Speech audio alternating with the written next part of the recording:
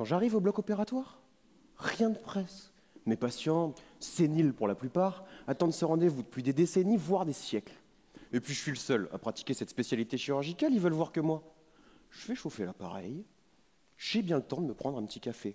Je vous l'ai dit, attendre 5 minutes de plus ou de moins pour des antiquités pareilles, ça ne change rien. Bon, alors, premier patient de la journée, cataracte, Savuso-Pacifie, sera bientôt complètement miro, inopérable, qu'ils disent. Oui, avec les méthodes conventionnelles, mais moi, j'ai mon arme secrète.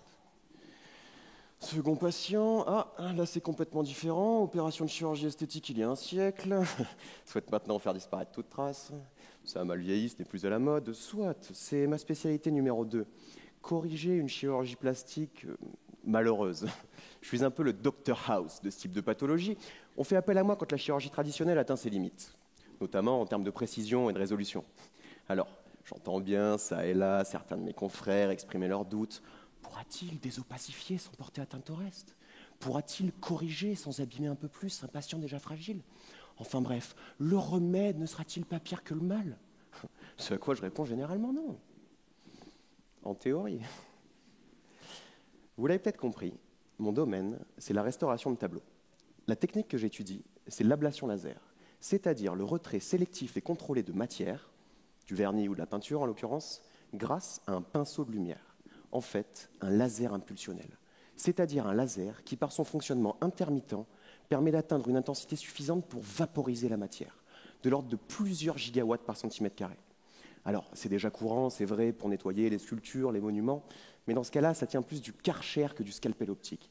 Mon objectif, c'est qu'à terme, les restaurateurs, dans les cas délicats, puissent opérer au laser de la même façon que les chirurgiens le font pour la myopie.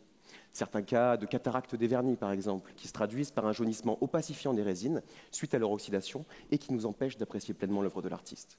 Autre exemple, les repeints, c'est-à-dire les retouches effectuées par un autre peintre, qui ont pu être justifiées à l'époque, mais qui peuvent aujourd'hui poser des problèmes, soit parce qu'elles ont mal vieilli, soit parce qu'elles dénaturent l'œuvre originelle.